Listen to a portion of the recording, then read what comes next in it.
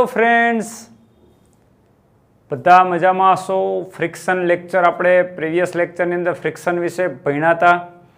ફ્રિક્શનનો lecture number 2 laws of મોશનમાં friction લો lecture number 2 આપણે કમ્પ્લીટ કર્યો હતો।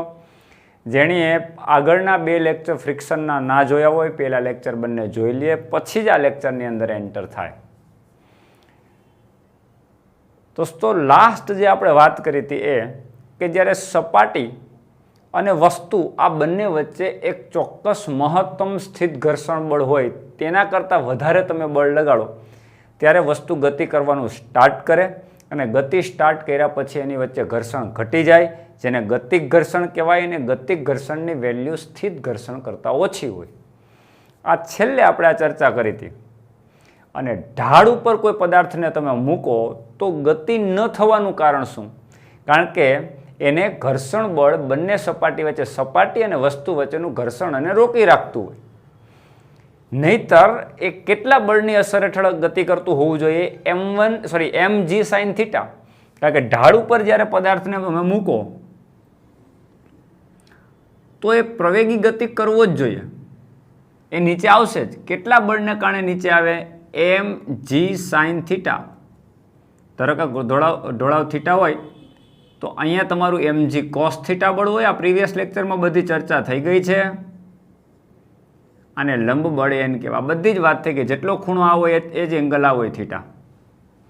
આ બધી જ ચર્ચા આપણે કરી ચૂક્યા છે। એટલે ફાસ્ટલી તમને કહી દઉં એકદમ કે ઢાળની સપાટીને સમાંતર mg sin થીટા હોય, ઢાળની સપાટીને લંબ ગુરુત્વાકર્ષણ બળનો ઘટક mg cos થીટા હોય, અને લંબ બળ n જેટલું સપાટી ઉપર આ દિશામાં બળ લાગતું એટલું જ વિરુદ્ધ દિશાની અંદર લંબ બળ લાગતું હોય, રાઈટ।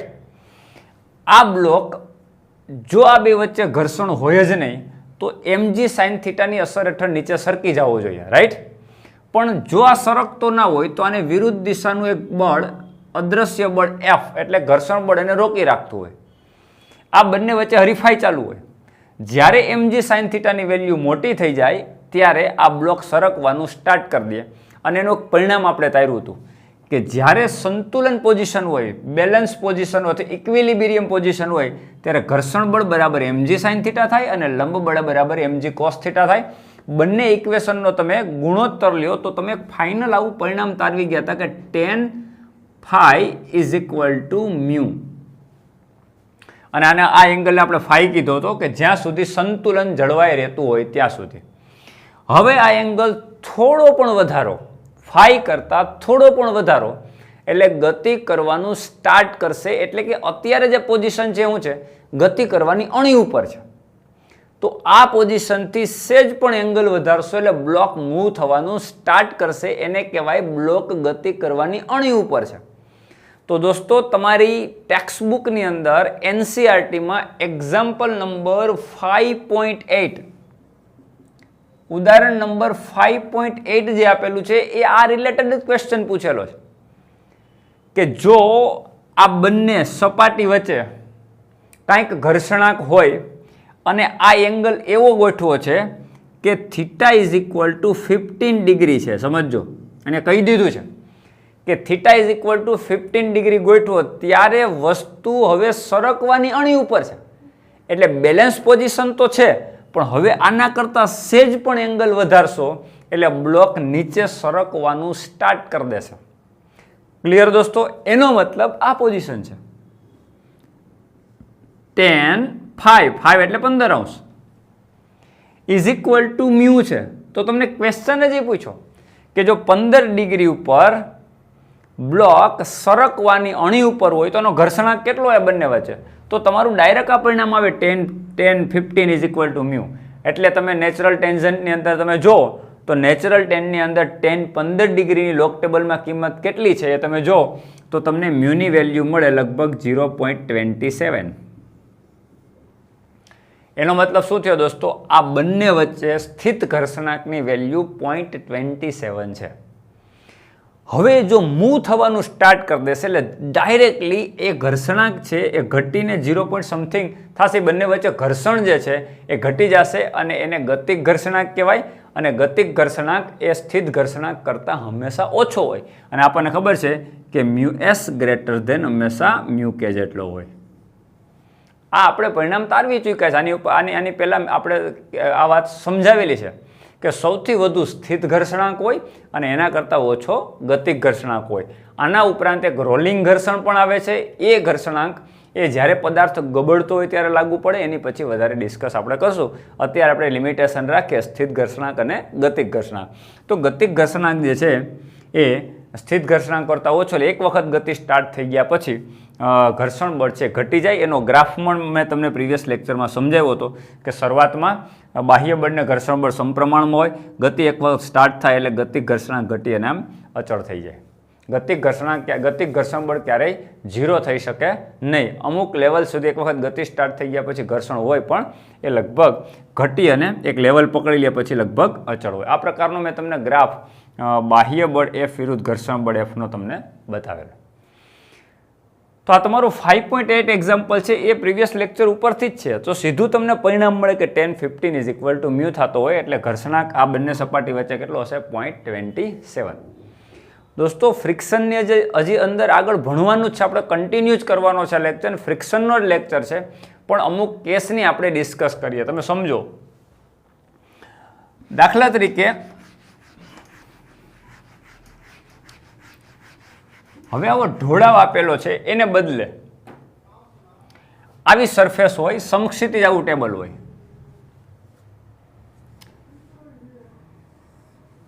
અને આની ઉપર એક બ્લોક પડ્યો હોય અને આને દોરીથી બાંધી આને ગરગડી ઉપરથી પાસ કરી અને નીચે એક પદાર્થ લટકાવ્યો હોય. ચલો, આ બ્લોક M1 અને આ બ્લોક M2. આવી સિચ્યુએશન હોય દોસ્તો. ડિફરન્ટ કેસની ચર્ચા મેં તમને the complete book of physics જે આપણી છે એની અંદર મેં ડિફરન્ટ કેસની ચર્ચા કરી છે. નીટ અને JEE માટે આ બધા જ કેસ વેરી ઇમ્પોર્ટન્ટ છે મિત્રો. ખાસ રીડ કરજો અને વ્યવસ્થિત રીતે સમજવાનો પ્રયત્ન કરજો. તમારું M1 અને M2 જો આ પોઝિશનમાં હોય તો તમારી ટેક્સ્ટબુકની અંદર જે 5.9 એક્ઝામ્પલ છે એના પછીનો NCERTમાં એ આ કેસ ઉપરથી જ છે. પણ હું તમને બે ડિફરન્ટ કેસ ચર્ચા કરીશ આની અંદર જ. જો આ બંને વચ્ચે ફ્રિક્શન ના હોય તો શું થશે? તમે વિચારો કે આ બંને વચ્ચે ઘર્ષણ જ નથી તો શું થશે? M2 G જેટલું નીચે બળ લાગે, સ્વાભાવિક છે, વજન બળ, અને એટલું જ દોરીમાં ઊંધું તણાવ બળ T હોય. અને મેં તમને આની પહેલા પણ સમજાવ્યું હતું કે જ્યારે સળંગ દોરી કમ્પ્લીટ હોય ત્યારે દોરીના દરેક અણુ એકબીજાને વિરુદ્ધ દિશામાં જ્યારે તમે ખેંચવાનો પ્રયત્ન કરો ત્યારે અણુ છે નજીક જવાનો પ્રયત્ન કરે, ટેન્શન ક્રિએટ થાય દોરીની અંદર. એ દોરીની અંદર દરેક તણાવ બળ આ રીતે તમે દર્શાવી શકો. તો આમાં તણાવ બળ આ છેડે આ દિશામાં હોય તો આ છેડે આ દિશામાં હોય તો M2G ની વિરુદ્ધ તણાવ બળ T હોય અને આ T જે છે એની સામે બીજું કોઈ ફોર્સ જ નથી. કારણ કે આની બંને વચ્ચે ઘર્ષણ 0 છે, F = 0 છે. તો શું થશે મિત્રો? કોઈ પણ પ્રકારની આમાં બુદ્ધિ મારવાની જ નથી. આ બ્લોક આને નીચે ખેંચી જ જશે કારણ કે આને રોકવા વાળું જ કોઈ નથી. એટલે તમે એવું કહી જ ના શકો કે આ પોઝિશનમાં આ બ્લોક સ્થિર રહી શકે એવી કોઈ સંભાવના જ નથી. આ સ્થિર રહી શકે એવી સંભાવના ક્યારે હોય મિત્રો? કે જ્યારે આ બંને વચ્ચેનું ઘર્ષણ એટલું વધારે હોય કે આ જેટલા વજનથી ખેંચે પણ આ તણાવ બળ એટલું ક્રિએટ થાય કે આ જેટલું તમને આ વજન બળથી આ ખેંચે ને તણાવ બળ ક્રિએટ થાય આને ખેંચી ન શકે એટલું આ બે વચ્ચે ઘર્ષણ હોય. પણ અત્યારે ઘર્ષણ તો છે જ નહીં એટલે સ્વાભાવિક છે આ સિસ્ટમ સ્થિર રહી શકશે નહીં. અને સ્થિર સિસ્ટમ ના હોય ત્યારે કોઈ દિવસ તમે સામસામેના બળ એટલે આ બળ બરાબર આ બળ થાય એવું લખી શકો નહીં. કારણ કે સંતુલન અવસ્થામાં જ તમે લખી શકો કે બધા જ બળનો સદિશ સરવાળો 0 હોય. એટલે કહેવાનો મતલબ એ કે આ બે બળ એકબીજાની વિરુદ્ધ છે. એટલે તમે એમ લખી શકો કે M2G - T = 0. આવું ક્યારે લખી શકાય?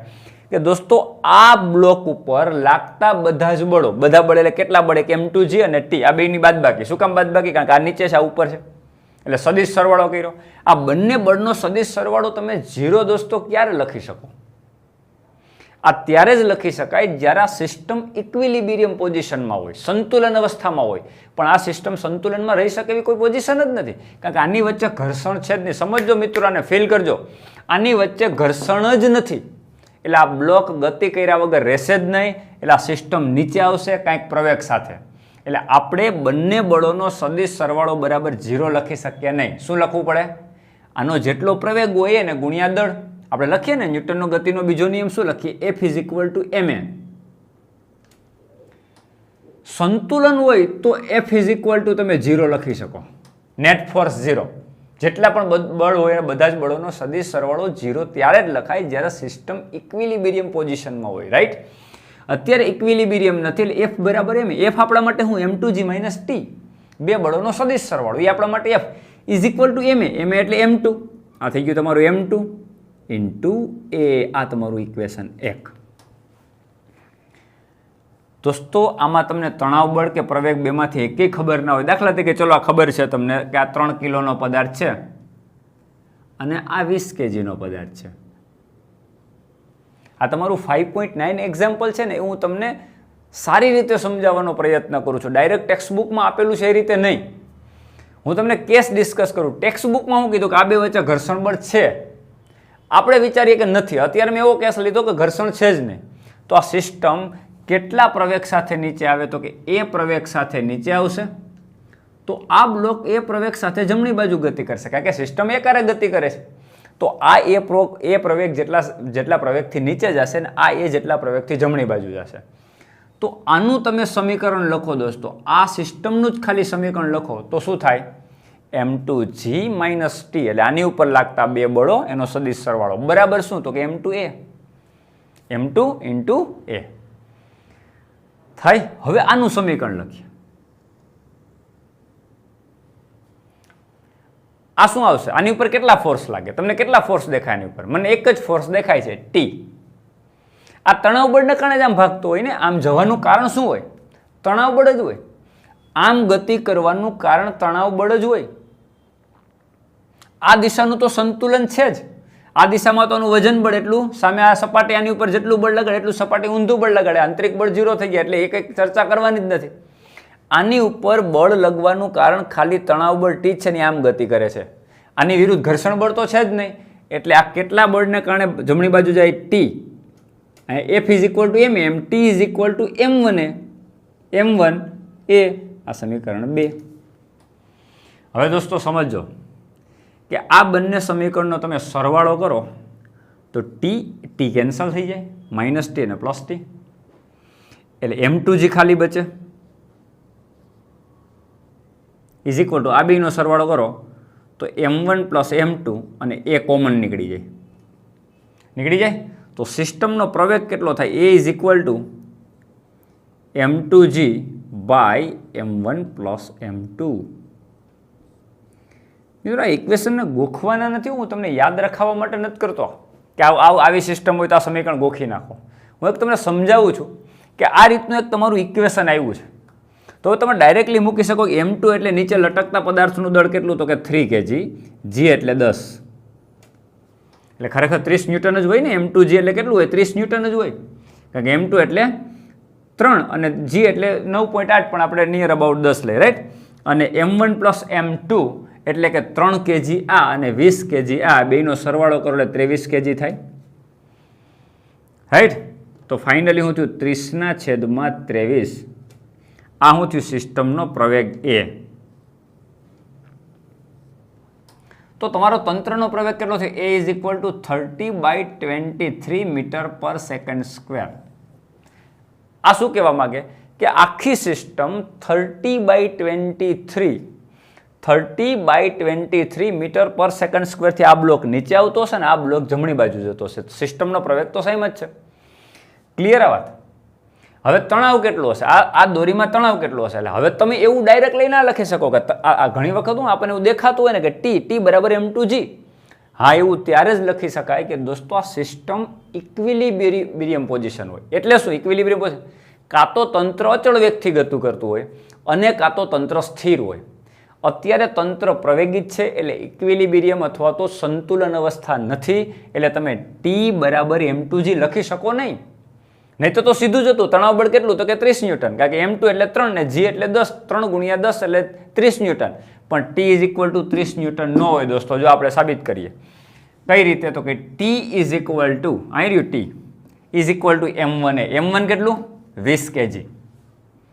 M1A તો T ઇઝ ઇક્વલ ટુ આ 20 kg થશે, આ 20 kg, અને A એટલે સિસ્ટમનો પ્રવેગ. સિસ્ટમનો પ્રવેગ કેટલો મળ્યો? 30/23. તો finally T is equal two 30 ગુણ્યા 20 એટલે 3,600 અને 600/23 ન્યૂટન. તો દોસ્તો આ થોડું 30 ન્યૂટન હોય, આ 30 ન્યૂટન ના હોય ને, એનો મતલબ T બરાબર M2G લખી શકાય નહીં. એટલે ખાસ ધ્યાન રાખો, સામસામે બળો દેખાતો એટલે ઇક્વલ કરી દેવાના નથી. ઇક્વલ ક્યારે કરી શકો સામસામેના બળ? આ બરાબર આ ક્યારે લખી શકાય? જ્યારે T minus M2G is equal two 0 હોય તો ને. અને આ ક્યારે હોય? બે બળોનો સદિશ સરવાળો 0 ક્યારે હોય? ઇક્વિલિબ્રિયમ અથવા તો સંતુલન અવસ્થા હોય તો T બરાબર તમે M2G લખી શકો. આ કેસમાં લખી શકાય નહીં. ચલો, આ ખબર પડી ગઈ. આ દોરીમાં તણાવ કેટલું હશે? 600/23 ન્યૂટન.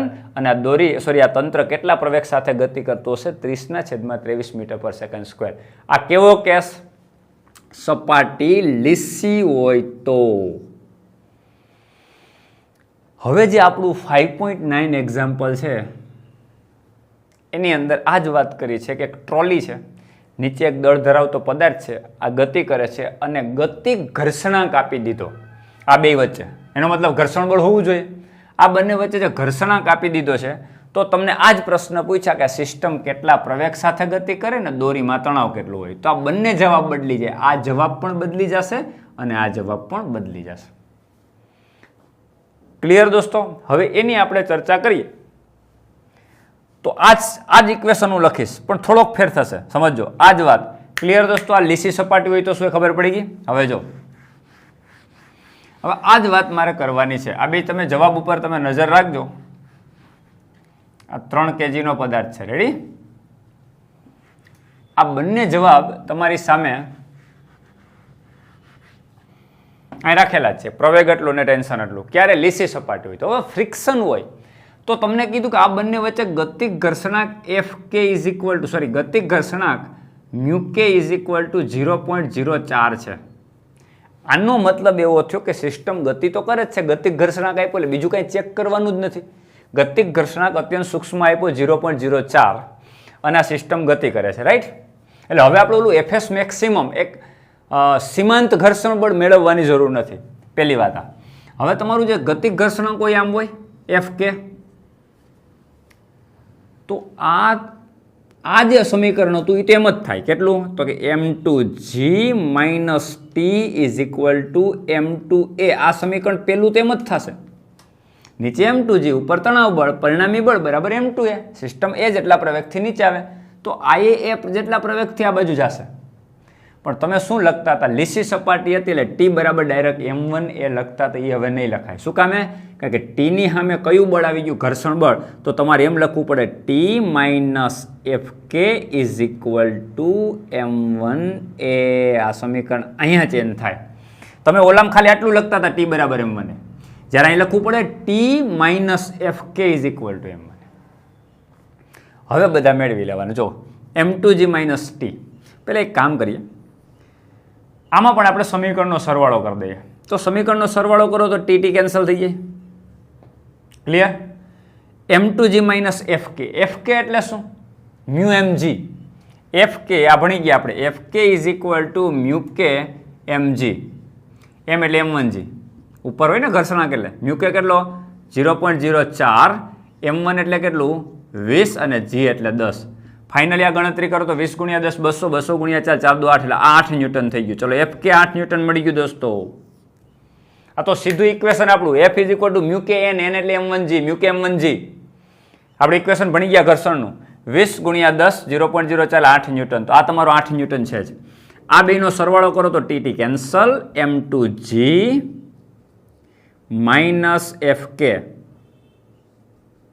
ઇઝ ઇક્વલ ટુ આ બેનો સરવાળો કરો તો M1 plus M2 into A. ચલો M1 પ્લસ M2 આ 3 kg ના આ 20 kg એટલે આ 23 kg. આ 3 kg છે, 23 એટલે 23 થઈ ગયું, રાઈટ? 20 આ AM નું. Fk તમારું 8 ન્યૂટન અને M2G, M2 એટલે તમારો 3 kg અને G એટલે 10 એટલે 30.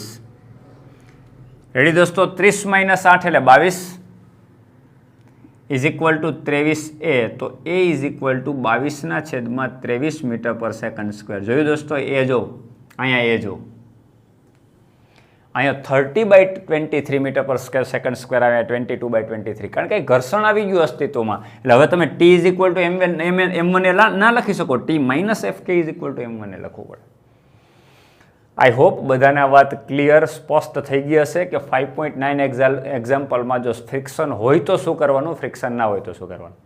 હવે તણાવ બળ શોધવાનું. તણાવ બળ આટલું આવતું હતું લીસી સપાટી માટે, એ હવે નહીં આવે. હવે લીસી સપાટી માટે આટલું આવતું હતું, એ હવે નહીં આવે. ફ્રિક્શન આવશે એટલે તણાવ એ તમારો 22/23 થઈ ગયો. હવે આ સમીકરણમાં કિંમત મૂકવાની, કોઈ પણ એકમાં, આમાં મૂકો કે આમાં મૂકો, ગમે એમાં મૂકી શકો. m2g એટલે m2 એટલે 3 અને g એટલે 10 એટલે આ 30 ન્યૂટન. ચલો અહીંયા મૂકી દઈએ, આમાં કિંમત મૂકીએ આપણે, આમાં કિંમત મૂક્યો.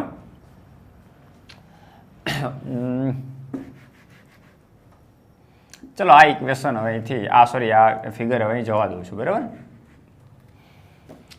ચલો આપણું તણાવ બળ મેળવવાનું છે, એ આપણને ખબર પડી ગઈ 22/23. ચલો m2g, m2 એટલે 3 kg હતું, g એટલે 10 એટલે 30 ન્યૂટન માઇનસ tm અને m2 એટલે 3 લટકતો હતો એ પદાર્થ m2 અને a એટલે 22/23.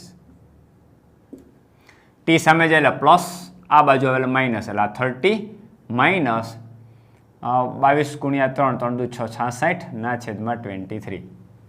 આ બેનો ગુણાકાર થશે ને, આનો ગુણાકાર કરો, 3 દુ 6, 3 દુ 6 એટલે 66/23. આ જે જવાબ આવે ને દોરીમાં તણાવ બળ એટલા ન્યૂટન થાય, જે પણ થતું હોય. તમારો આન્સર ડાયરેક્ટલી આપણે જોઈએ એટલે ખ્યાલ આવી જાય તમને.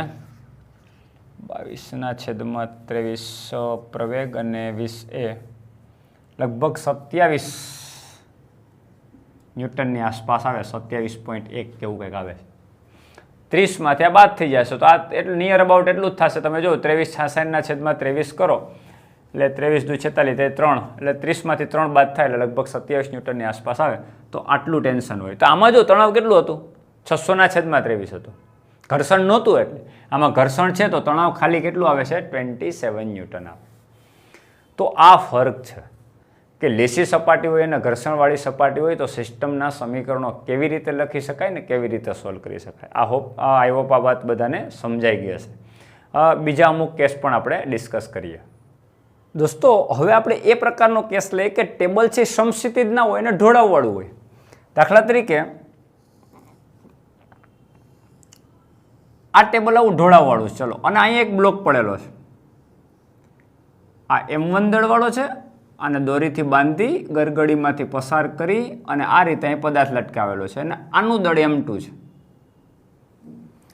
તો આમાંય બે સેમ કેસ ડિસ્કસ કરી શકાય કે આ બંને સપાટી એક તો લીસી છે, ઘર્ષણ છે જ નહીં, અને એક ઘર્ષણ છે.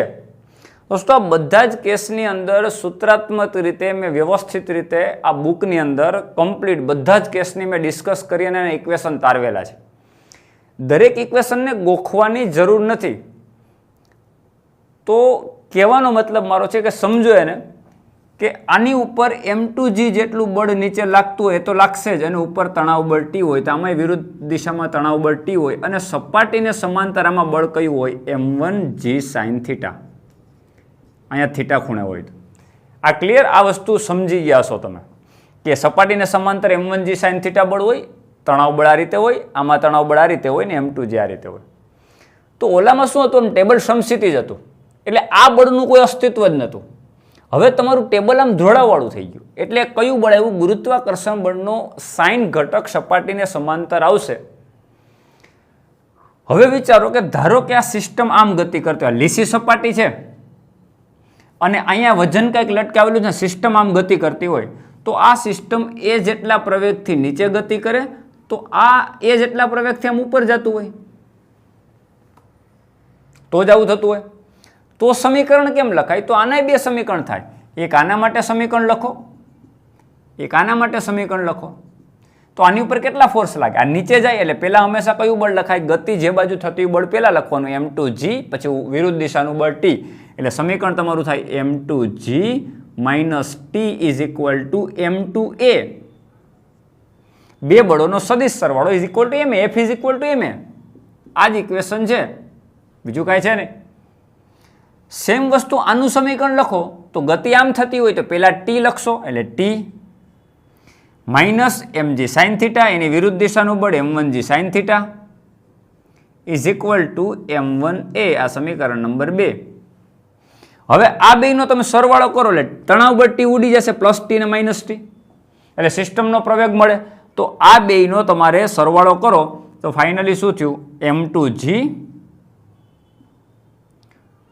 Minus m1g sine theta is equal two આ બેનો સરવાળો કરો એટલે m1 પ્લસ m2a. અગેઇન કહું છું કે કોઈ પ્રવેગવાળું સમીકરણ ગોઠવીને આવી સિસ્ટમ હોય તેના માટે ગોખી નાખો, પછી આવી સિસ્ટમ હોય તેના માટે સમીકરણ ગોખી નાખો. આ કરવાનું નથી. એક સમજવાનો પ્રયત્ન કરવાનો છે કે આવો કેસ હોય તો શું કરવાનું, આવો કેસ હોય તો શું કરવાનું, તો MCQમાં તમારી માસ્ટરી આવશે. હવે તમે આ બંને સમીકરણમાં ટીટી કેન્સલ કરી નાખો, m2g minus m1g sine theta is equal two m1 plus m2a. Clear? આ બે સમીકરણનો આપણે સરવાળો કર્યો. હવે તમારે પ્રવેગ જોતો હોય તો તમે શું કરશો, એ ને કરતા બનાવો તો a ઇઝ ઇક્વલ ટુ શું થાય, આ બેમાંથી g કોમન કાઢી લઈએ તો m2 minus m1 sine theta by m1 plus m2 થાય ને. એને કરતા બનાવો તો m1 પ્લસ m2 નીચે વહી જાય, આમાંથી બેમાંથી કોમન g નીકળી જાય તો m2 minus m1 sine theta by. તો આ સિસ્ટમનો પ્રવેગ થાય. પછી તમારે કિંમત મૂકવાની છે. m2 કેટલા કિલો, તો કે 10 કિલો છે. આ કેટલો તો 5 કિલો, તો આ 10 કિલો માઇનસ 5 કિલો. આ સાઇન થીટા કેટલો 30 ડિગ્રી છે, સાઇન 30 અને 10 અને 50 જે પણ જે વેલ્યુ આપે મૂકો એટલે સિસ્ટમનો પ્રવેગ મળી ગયો. આટલા પ્રવેગ સાથે નીચેના પછી જે પ્રવેગ મળ્યો એની કિંમત આમાં મૂકી દો. આ પ્રવેગની કિંમત મૂકી, m1 મૂક્યો ને m2 મૂક્યો ને g મૂક્યો તો તણાવ બળ ટી મળી જાય. આમાં મૂકો તો જવાબ તો એક જ આવશે. આ સમીકરણમાં કિંમત મૂકો, આ સમીકરણમાં કિંમત મૂકો, તણાવ બળ ટી સરખું જ આવે. ક્લિયર મિત્રો? આ તમારો પ્રવેગ મળી ગયો. પ્રવેગ દાખલા તરીકે તમને મળ્યો 2 મીટર પર સેકન્ડ સ્ક્વેર, તો અહીંયા મૂકવાનું 2 metre per second square, g 10 newton, m1 મૂકવાનો ને m2 મૂકવાનો. સોરી, આમાં તો બે m2 જ છે એટલે m2 ની વેલ્યુ મૂકી દો અને t ને કરતા બનાવો. આ તમારો t થઈ ગયો. તો આ કેવી સપાટી હોય તો લીસી સપાટી હોય તો.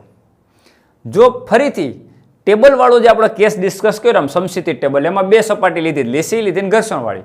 એમ અહીંયા તમે એક લીસી સપાટી લીધી. અત્યારે જે સપાટી વાત કરી લીસી, જો આ જ સપાટી ઘર્ષણવાળી હોય તો એ આ સમીકરણો શક્ય નથી.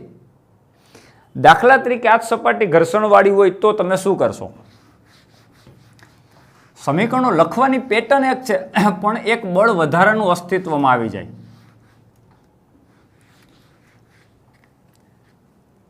તમે જો આ તમારો બ્લોક છે m2, તો m2g તો એમનેમ જ રહેશે, તણાવ બળ ટી એમનેમ રહેશે. પણ જો આ સિસ્ટમ આ તરફ ગતિ કરવા માટે સમર્થ હોય, એટલે કહેવાનો મતલબ છે કે ઘર્ષણ એટલું ઓછું હોય કે આ સિસ્ટમ ઉપર ગતિ કરી શકે. આ બંને વચ્ચે ઘર્ષણ જ એવું હોય કે ઇક્વિલિબ્રિયમ પોઝિશનમાં રહીએ તો શું થાય, સંતુલન અવસ્થામાં જ રહેતું હોય તો શું થાય, ગતિ જ ના કરતો તો પ્રવેગ આવે જ નહીં. પણ જો પ્રવેગી ગતિ કરતું હોય નીચે તરફ એ જેટલા પ્રવેગથી, તો આ સિસ્ટમ ઉપર એ જેટલા પ્રવેગ સાથે ગતિ કરશે. આ તો પાકું. પણ જો ઘર્ષણ હશે તો ગતિ આમ થતી હોય તો ગતિ ઘર્ષણ f આ તરફ હોય, f કે હોય ને, તો તમારે m1g સાઇન થીટા તો લખવાનું જ, સાથે f કે લખવું પડે. તો આનું સમીકરણ લખો તો શું થાય દોસ્તો? આનું સમીકરણ લખો તમે તો શું થાય, m2g minus T is equal two m2a. આ તો એમને મજરી. પણ આ સમીકરણ તમારું બદલાઈ જાય. ગતિ થતી હોય એ તરફ પેલા બળ લખો એટલે ટી માઇનસ એની વિરુદ્ધ દિશાનું બળ કયું, m1g સાઇન થીટા. હજી કયું બળ, માઇનસ એફ કે, એ દિશામાં છે ને એટલે નેગેટિવ સાઇન જ આવશે. માઇનસ એફ કે ઇઝ ઇક્વલ ટુ m1a. આ સમીકરણ 2. અને એફ કે શું લખાય તો તમને બધાને ખબર જ છે, T minus m1g sine theta. F કે એટલે મ્યુ કે એન માઇનસ મ્યુ કે એન એટલે શું સમજો, અહીંયા ધ્યાન રાખો. એન એટલે mg નહીં, એન એટલે શું હોય, m1g cos થીટા. આ m1 છે ને, અને લંબબળ એનની સામે m1 છે, તો મ્યુ કે આ એફ કે ઇઝ ઇક્વલ ટુ મ્યુ કે એન એટલે m1g cos theta is equal two m1. આ સમીકરણ નંબર 3. ચલો આને આપણે બે કીધું, આ સમીકરણ 3. તો તમારું આ સમીકરણ ત્રીજું આવું થઈ જાય ને, પેલું આવું થઈ જાય. હવે સમીકરણનો સરવાળો કરો તો ટીટી ઉડી જશે, તો એમાંથી તંત્રનો પ્રવેગ મળે. તો હવે આનું સાદુરૂપ નથી આપતું આવતા. આ તો શું છે, તમે ઇક્વેશનના ફોર્મમાં લખો, વેલ્યુ લખતા જાઓ બધું મળતું જ જતું હોય. તમે વેલ્યુ લખતા જાઓ, તમને આ આપ્યું 10 કિલો છે ને આ 5 કિલો છે, તો અહીં મૂકતું જાતો 10g, અહીંયા 10a, અહીંયા 5g. આ બે જ વસ્તુ અનનોન હોય, એક તણાવ બળ, એક પ્રવેગ. ઘર્ષણની અંદર બાકી બધું ખબર છે. જો m1g cos થીટા, થીટા એટલે 30 ડિગ્રી હોય, 30 60 ડિગ્રી જે પણ હોય, તો વેલ્યુ મૂકી દીધી, g મૂકી દીધી, m1 મૂકી દીધું, મ્યુ કે એટલે ઘર્ષણાંક આપ્યો મૂકી દીધું, આ તો રેડી જ હોય.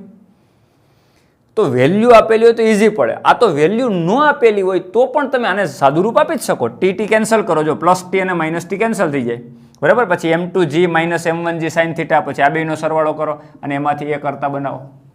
તો મેં તો આ સમીકરણ તમને ધ કમ્પ્લીટ બુક ઓફ ફિઝિક્સની અંદર આ સમીકરણો તારવી દીધા છે કમ્પ્લીટ. એમાં એ પણ મેં મેળવી દીધો છે.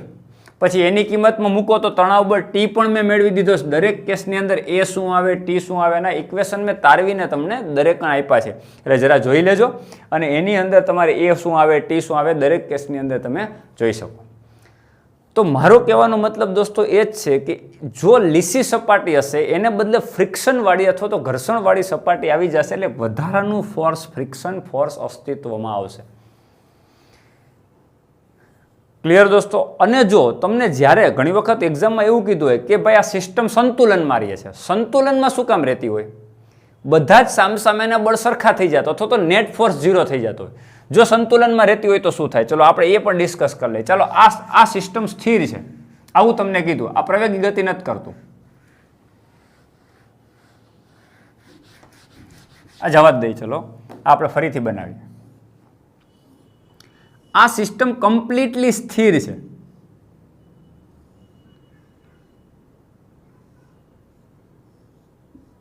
આ દળ m2, આ દળ m1, m2g,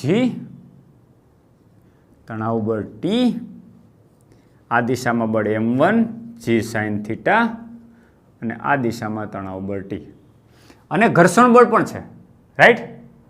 તો આ સિસ્ટમ સંતુલન તો રહેતી હોય કે જેથી કરીને બધા જ બળોનો સદિશ સરવાળો કરો તો 0 થઈ જાય, સામસામેના બળ ઇક્વલ લખી શકાય. એટલે કહેવાનો મતલબ છે કે આ દાખલા તરીકે ચલો 10 કિલો છે, સમજો, અને આ ખાલી 2 કિલો છે.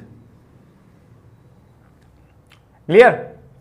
હવે તમે અહીં 2 કિલો મૂકો, વેલ્યુ મૂકો, તમને ખ્યાલ આવે. અને 30 ડિગ્રી છે, ચલો એંગલ આપણે બધું વેલ્યુ સાથે લઈએ એટલે તમને ખબર પડે. ચલો આ 2 કિલોનો પદાર્થ છે, એટલે આ 2, g એટલે 10, અને સાઇન થીટા, થીટા એટલે 30, સાઇન 30ની કિંમત, સાઇન 30ની કિંમત 1/2 એટલે 10 ગુણ્યા 2 એટલે 20, અને ગુણ્યા સાઇન 30ની કિંમત 1/2 છે. તો 20 છેદમાં 2 એટલે થઈ ગયું તમારું 10 થશે. સાઇન 30 એટલે 1/2, 10 તો 20, 20 છેદમાં 2 એટલે 10. તો આ થઈ ગયું તમારું 10 ન્યૂટન. કયું? m1 g sin theta. આ 10 ન્યૂટન છે. હવે આ 10 કિલોનો પદાર્થ છે, સમજો, આ 10 કિલોનો પદાર્થ છે, 10 ન્યૂટન ફોર્સ નથી. તો આ તમારું કેટલું થાય? 10 અને g એટલે પાછું 10 એટલે કેટલું થયું? 100 ન્યૂટન થયું. તો કયું ફોર્સ વધ્યું? 100 ન્યૂટન ફોર્સથી નીચે તરફ ગતિ થાય અને 10 ન્યૂટન બળની કારણે આમ ગતિ થાય. તો જો આ સપાટી લીસી હોત તો 100 ન્યૂટન બળને કારણે ખેંચી લેતા ને, પણ સપાટી ઘર્ષણવાળી છે એટલે ખેંચવાનો પ્રયત્ન કરે એટલે ગતિ થવાની સંભાવના કઈ બાજુ છે? આ બાજુ. પણ હજી આ બાજુ કંઈક ઘર્ષણ છે એટલે રોકી રાખે છે, આ ફ્રિક્શન એફ છે. હવે શું થાય તમે સમજો દોસ્તો? હવે શું થાય? ગતિ થવાની સંભાવના તો આમ હતી, કેટલા ન્યૂટનના કારણે? 100 ન્યૂટનના કારણે. કારણ કે આ બાજુનું બળ m1g sin થીટા આટલું એટલે 10 ન્યૂટન જ છે. આના કરતાં 10 ગણું બળ છે 100 ન્યૂટન એટલે. તો સિસ્ટમ આ બાજુ જવાનો પ્રયત્ન તો કરે છે, એટલે આ દિશામાં એ જેટલા પ્રવેગથી જઈ શકે ને, આ દિશામાં એ જેટલા પ્રવેગથી જઈ શકે સંભાવના છે, પણ હજી આ દિશાનું ઘર્ષણ આને રોકી રાખે છે ને સિસ્ટમને સ્થિર કરી દે છે. એટલે હું લખું છું કન્ડિશન, જો સિસ્ટમ સ્થિર છે એનો મતલબ સંતુલનમાં છે દોસ્તો. તો સંતુલનમાં સિસ્ટમ હોય તો એવું બનતું જ હશે કે સામસામેના ફોર્સ ઇક્વલ થઈ જતા હશે. એટલે શું કે તણાવ બળની કિંમત અહીંયા કરવા જાઓ તો ઘર્ષણ બળ અને mg sin થીટાના સરવાળા જેટલી થઈ જતી હોય, એટલે m1g sin થીટા પ્લસ ઘર્ષણ બળ થઈ જતું હોય. એટલે આ તણાવ બળ બરાબર આમ થઈ જતું હોય અને અહીંયા તણાવ બળ T બરાબર શું થઈ જતું હોય, m2g થઈ જતું. એટલે સામસામેના બળ ઇક્વલ ક્યારે લખી શકાય? પોઝિશન ઇક્વિલિબ્રિયમમાં હોય તો. બધા જ બળોનો સદિશ સરવાળો 0 ક્યારે લખી શકાય? ચલો આ દિશામાં ગતિ થવાની સંભાવના છે, રાઈટ? એટલે હું આમ લખી શકું T માઇનસ, આ દિશાનું બળ માઇનસ, અને આપણે પ્લસ કહીએ તો માઇનસ કેવું પડે, m1g sin theta minus f is equal two 0. બધા જ બળોનો સદિશ સરવાળો 0 એટલે સંતુલન. તો અહીંયા સંતુલન કેમ થતું હશે? તો કે આ દિશાનું બળ ને આ દિશાનું સરખું, એટલે T બરાબર m2g થતું હોય. આમ સંતુલન કેમ થતું હોય? તો કે આ દિશાનું બળ લંબ બળ n અને આ દિશાનું બળ કેટલું? તો કે m1g cos થીટા. તો n બરાબર શું થતું હોય? m1g cos theta. આ બધા જ બળો સામસામે, આની સામે આવે, આની સામે આવે, આ બેના સરવાળાની સામે આવે. એટલે આ જો આ બે સામે જાય એટલે પ્લસ થઈ જાય, m1g sin theta plus f. અહીં લખ્યું છે જો m1g sin theta plus f. એટલે આ બેનો સરવાળો આના બરાબર થઈ જાય તો ઇક્વિલિબ્રિયમ પોઝિશનમાં છે.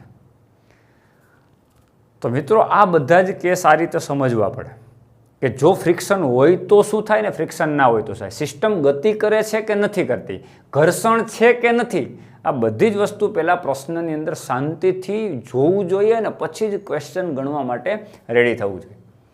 ક્લિયર મિત્રો? હવે સમટાઈમ ઘણી વખત આવા કેસ પણ હશે કે બે સરફેસ ફ્રિક્શનલેસ હોય, ઘર્ષણ રહિત હોય અને બે સાઈડ ઢોળાવ હોય, આવું હોય.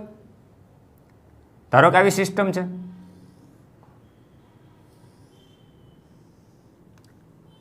તો આ ખૂણો દાખલા તરીકે 30 ડિગ્રીનો હોય પણ આ ખૂણો સામે 60 ડિગ્રીનો હોય અને આ 90 ડિગ્રી હોય તો જ 180 થાય સરવાળો. ક્લિયર? આ રીતની સિસ્ટમ હોય ધારો કે. અને અહીંયા એક બ્લોક પડ્યો છે m1 દળનો, આને ગરગડી ઉપરથી પાસ કરી અને બીજો બ્લોક અહીંયા લટકે, આને m2 કીધું. તો આ બેમાંથી એક બ્લોક લટકતા નથી. તો આ ખૂણો આને કહી દઉં બીટા અને આને કહી દઉં આલ્ફા. ચલો વેલ્યુ નથી લેતો. તો આ બાજુ બળ કેટલું થાય? m2g sin beta, mg sin theta, પણ થીટા તરીકે બીટા છે એટલે m2g sin બીટા. આ બાજુ તણાવ બળ કેટલું થાય? T. આમાં સામે તણાવ બળ કેટલું થાય? T. અને આ દિશામાં બળ કેટલું થાય? m1g sin alpha. અહીંયા આલ્ફાનો એંગલ છે. જો આ સિસ્ટમ સ્થિર રહેતી હોય તો આ બળ બરાબર આ બળ થાય અને આ બળ બરાબર આ બળ થાય. સિસ્ટમ ગતિ કરતી હોય તો આ માઇનસ આ ઇઝ ઇક્વલ ટુ m2a, આ માઇનસ આ ઇઝ ઇક્વલ ટુ m1a. કારણ કે સિસ્ટમ એકારે ગતિ કરે છે તો આ જેટલા પ્રવેગથી નીચે આવતો હોય એ જેટલા પ્રવેગથી, તો આ એ જેટલા પ્રવેગથી ઉપર જતું હોય. જો આ એ જેટલા પ્રવેગથી આમ નીચે આવતું હોય તો આ f જેટલા પ્રવેગથી ઉપર જતું હોય. એ તો ડિપેન્ડ કયું ફોર્સ વધશે એની ઉપર ડિપેન્ડ છે. આ કેટલા કિલોનો પદાર્થ છે, બંને વચ્ચે ઘર્ષણ કેટલું છે એની ઉપર ડિપેન્ડ છે. જો લીસી સપાટી હોય તો ઘર્ષણનો પ્રશ્ન નથી, તો પછી આ વધે છે કે આ વધે? અત્યારે માથાકૂટ આલે. જો m1g sin આલ્ફા કે હું આને નીચે લઈ જાય, m2g sin બીટા કે હું આને નીચે લઈ જાય, તો ડિપેન્ડ. આ 2 કિલોનો પદાર્થ હોય ધારો કે, આ 10 કિલોનો પદાર્થ છે. હવે તમે આ બળ વધારે થાય છે કે આ બળ વધારે થાય? જો આ બળ વધી જશે તો સિસ્ટમ આમ ગતિ કરશે, આ બળ વધી જશે તો સિસ્ટમ આમ ગતિ કરશે. ક્લિયર મિત્રો? તો આ કેસ પણ એ બુકની અંદર મેં તમને ડિસ્કસ કરેલી છે. તો દરેક કેસ મેં એની અંદર દીધા છે, તો વ્યવસ્થિત રીતે વાંચજો, આનો અભ્યાસ કરજો. લગભગ 230 કે 231 પેજ ઉપર આ બધી જ ચર્ચા કરીશ. 229, 230, 231 આ બધા પેજ ઉપર આ જુદા જુદા કેસ તમને ડિસ્કસ કરીને સમજાવ્યા છે. ફ્રિક્શન લેસ હોય, લીસી સપાટી માટે કીધા છે, જુદા જુદા ઢોળાવ માટે કીધા છે, અને ઘર્ષણવાળી સપાટી હોય તો પણ કીધા છે. એટલે બધા જ કેસ મેં ડિસ્કસ કરી દીધા. એટલે મિત્રો ફ્રિક્શન, ઘર્ષણ બહુ એક મોટો ટોપિક છે, વિશાળ ટોપિક છે, અને જુદી જુદી રીતે વિચારી શકાય, જુદા જુદા કેસથી વિચારી શકાય. પણ છે બહુ સરળ, પણ થોડુંક એની અંદર ડીપમાં વિચારીને આગળ વધવું જોઈએ. ખોટા ઇક્વેશનની ગોખણપટ્ટી કરવાથી તમને દરેક કેસ યાદ ન રહી જાય. કે એક્ઝામમાં કયો કેસ પૂછાય તો ખબર જ નથી. નીટ કે JEEની અંદર આવો ઢોળાવ પૂછાય કે એક બાજુ ઢોળાવ છે કે બે ફ્રિક્શન લેસ સપાટી, ઘણી વખત આવું હોય કે આવો આમ હોય, આ એક બ્લોક વચ્ચે છે, અહીંયા ગરગડી છે, આ બ્લોક અહીં ગરગડી છે, અને અહીંયા એક બ્લોક ત્રીજો લટકે છે, આ M1 છે, આ M2 છે, આ M3 છે. તો આમાં તમારે 3 ઇક્વેશન લખવા પડે. એક આનું પણ લખવું પડે, એક આનું લખવું પડે, એક આનું લખવું પડે. પછી 3 ઇક્વેશનનો લોપ કરીને એનું સૂત્ર તારવવું જોઈએ. એવા કેસની પણ ચર્ચા આપણે જ્યારે આવશે ત્યારે એની અંદર કરશું. તો એમાં કંઈ બહુ મોટી વાત નથી. અહીંયા કયું બળ, ચાલો લીસી સપાટી હોય તો આ કયું બળ હોય, તો કે M3G. ઉપર કયું બળ હોય, તણાવ T. અહીંયા કેવું હોય, તણાવ T. પણ અહીંયા ધ્યાન રાખવું, પણ અહીંયા T1 અહીં T1. આ દોરી નોખી છે, આ દોરી નોખી છે, એટલે આ બેમાં ટેન્શન જુદું હોય. આમાં તણાવ જુદું હોય, આમાં તણાવ જુદું હોય. તો આમાં તમે M1G કયો નીચે, તો ઉપર તમારે તણાવ બળ T2, તો અહીં સમય તણાવ બળ T2 હોય. તમે જો હવે આનું સમીકરણ લખો તો T1 માઇનસ M3G. આનું સમીકરણ લખો તો M1G માઇનસ T2. આની સમીકરણ લખો તો T1 માઇનસ T2. તો 3 બળ હોય તો 3 પદાર્થ હોય તો ત્રણેયના સમીકરણ લખવા પડે. એટલે કોઈ પણ સિસ્ટમનું સમીકરણ ગોખવાનું નથી, રટવાનું નથી. કેવી સિસ્ટમ છે, ફ્રિક્શન છે કે નથી, ગતિ થાય છે કે નથી, સંતુલન અવસ્થા છે કે નહીં, એક બાજુ ઢોળાવ છે કે નહીં, ગતિ કરે છે કે નહીં, આ બધી જ વસ્તુ જોઈ અને પછી સમીકરણ લખવાનો પ્રયત્ન કરવાનો. એટલે આજે આપણે ડિસ્કસ શું કરી કે ઇક્વેશન કેવી રીતે લખવાને અને કેવી રીતે સોલ્વ કરવા. ક્લિયર મિત્રો? આજના લેક્ચરમાં આપણે અહીં સુધી રાખશું. નેક્સ્ટ લેક્ચરમાં આગળ ચર્ચા કરશું. Have a good day.